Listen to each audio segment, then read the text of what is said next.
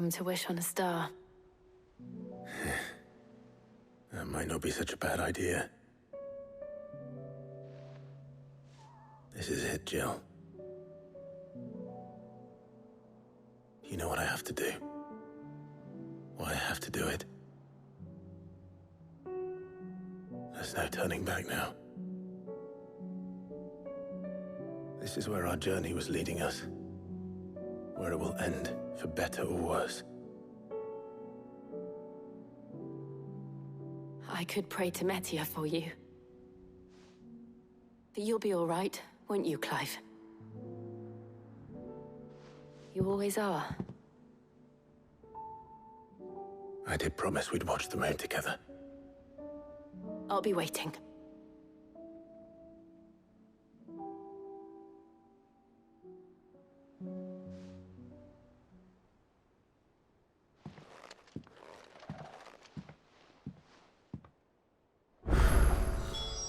It's almost time. Better make sure I haven't forgotten anything.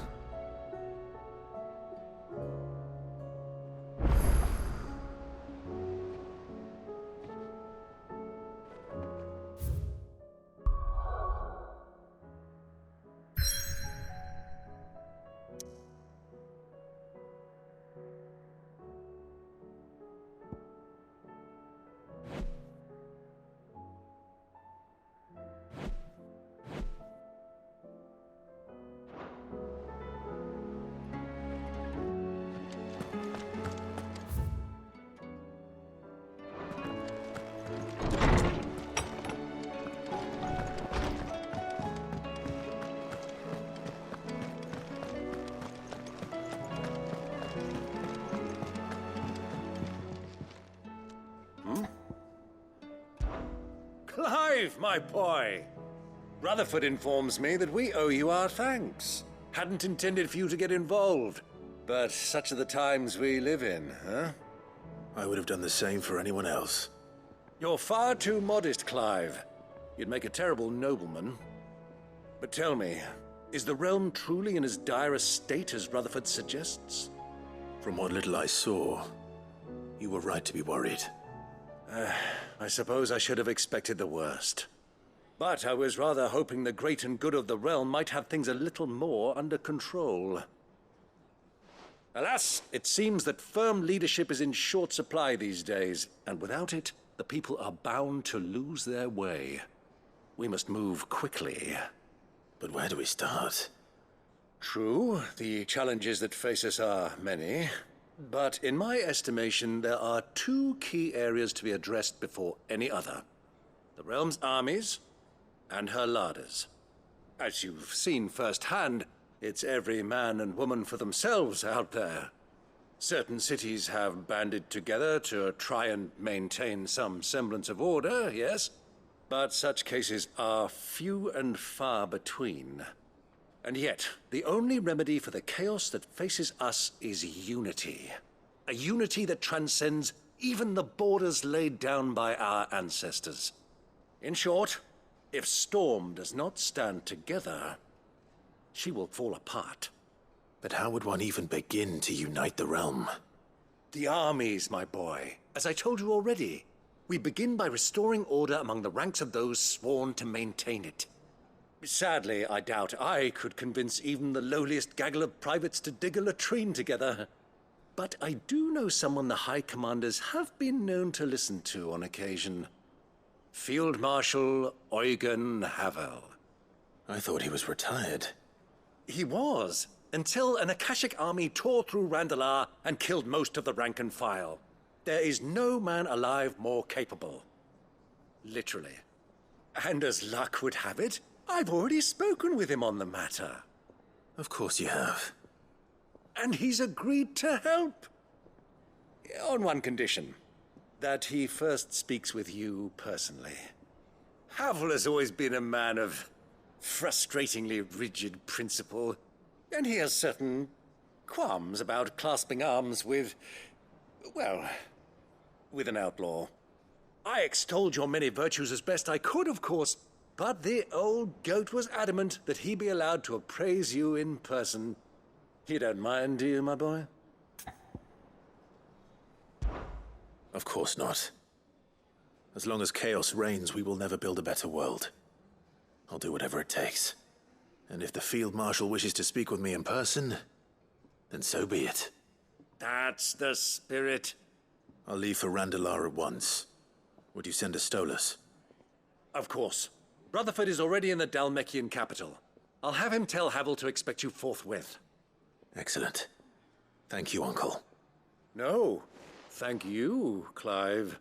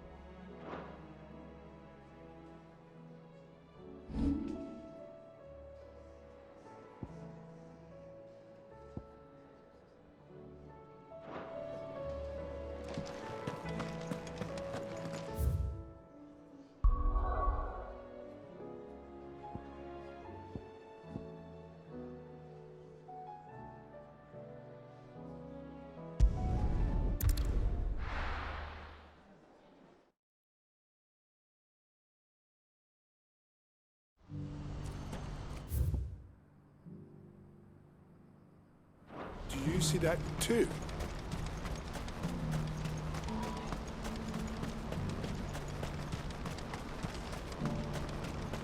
Papa? What is it? Oh, please. Just make it stop. I'm scared.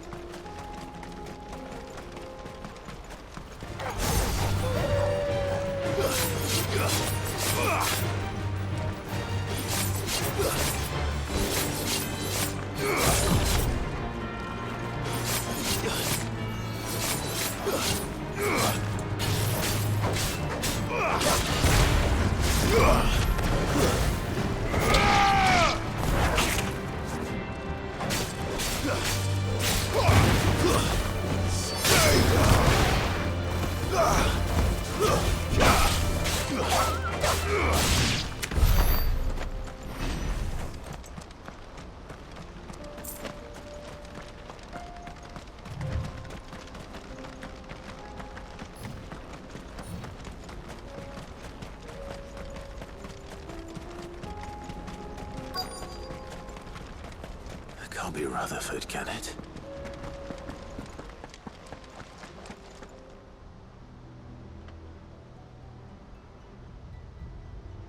Turncoats and cowards, the lot of you!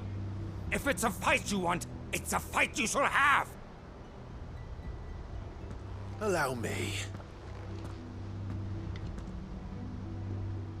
I don't need your... Please, Field Marshal. Oblige him. This won't take long. You're right. It won't. Men, finish him.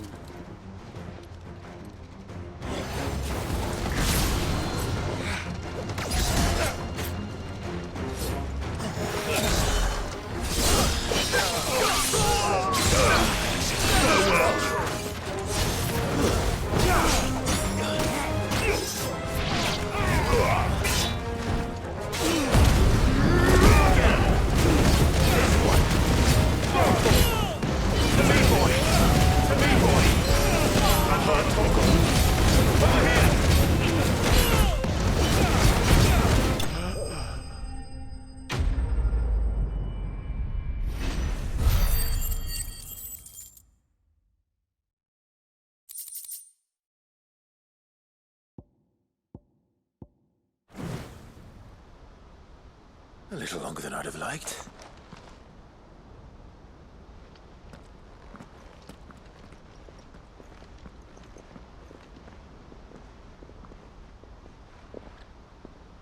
Field Marshal Havel, I presume. Are either of you injured? No, my lord. You arrived just as our escort turned on us. Fucking traitors. I'd heard reports of soldiers in the outlying regions abandoning the oaths they swore. But I hadn't thought the corruption had reached so close to the heart of the Republic. It's a fucking disgrace. Your interfering old bastard of an uncle tried to warn me, of course. My lord Marquis. Or is Sid the Outlaw more to your liking? Call me what you want. It doesn't change who I am, or the urgency of the message I bring. My uncle has a plan to right the realm, and he needs your help to see it through. Before I agree to anything,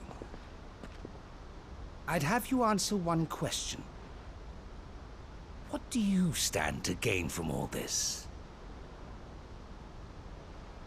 I won't deny that I might benefit from further chaos. But I seek a new beginning for all of us. And while the choices I've made may not always have been the right ones, I know I made them for the right reasons. For so long, so many of us have been told how we could live, how we could die, when it should have been our decision all along. Now we have a chance to put things right. But in order to take it, we must stand together. Even if it be beside those with whom we don't see eye to eye.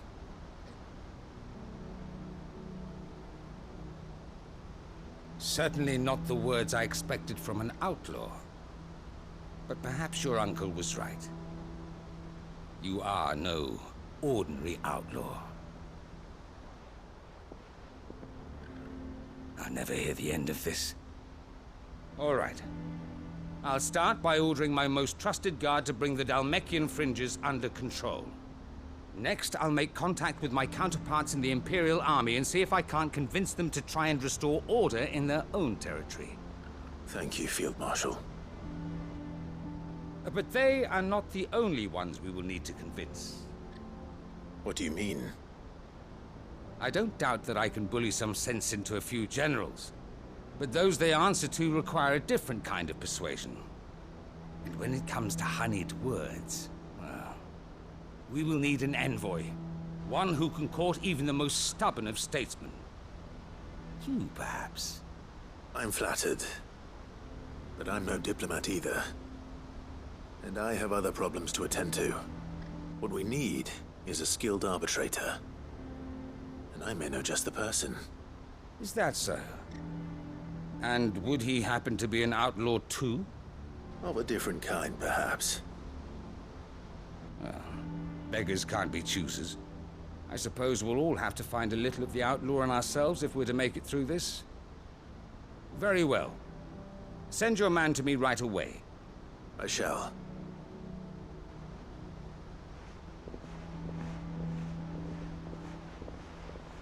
My Lord Marquis, your Lord Uncle bade me escort the Field Marshal to his manor in Port Isolde. And I will see that my associate joins you there. Very good, my lord.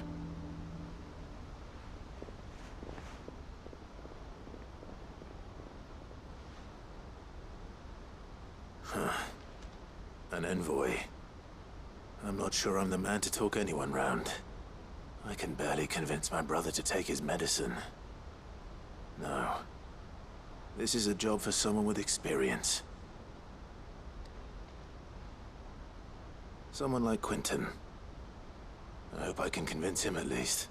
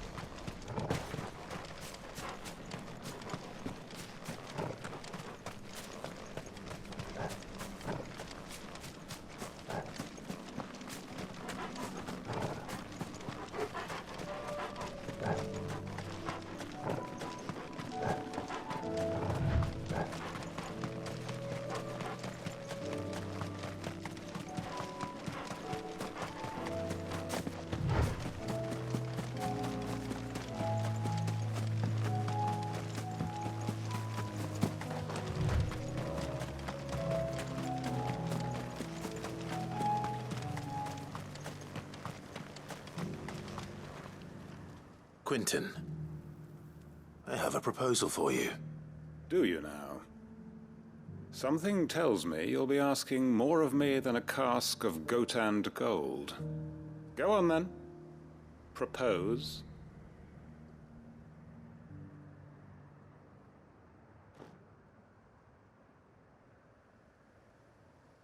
You'd have me convince the chiefs and chamberlains of the realm that they should simply swallow their pride and do the one thing that has proved impossible for thousands of years. Was there anything else? Perhaps I can fetch you a meat pie as well. I know it's a lot to ask, but I can think of none better suited to the role. And you'd have me give up what little I have left to do it. I told you, Clive. The people of Lostwing are my family, and I cannot abandon them. You'll have to find someone else. I'm sorry to hear that. So am I. And why might that be? What he's asking. How's it any different to what you've done so far? They want you to speak for those who can't speak for themselves. That's what you do best. If it's the vineyard you're worried about, we'll see that the grapes are picked and the tons filled. You know we will. It's not that. Then what is it? You said yourself we're family. Don't you trust us? You know that's not what I'm... Then what are you saying? That only we are worth saving? Why turn your back on everyone else? You convinced us we could build new lives for ourselves, and if you can do that, who's to say you couldn't convince the entire realm? A stirring argument. I fear that any rejoinder I make might fall somewhat flat by comparison. So you'll join us? Where do you need me? Field Marshal Havel will want to speak with you in person. He's currently in Port Isolde. I can arrange for a party of Cursebreakers to accompany you there. That would be very much appreciated. I hear the roads are far from safe these days. Hopefully not for long. My uncle will want to know that his plan is taking shape.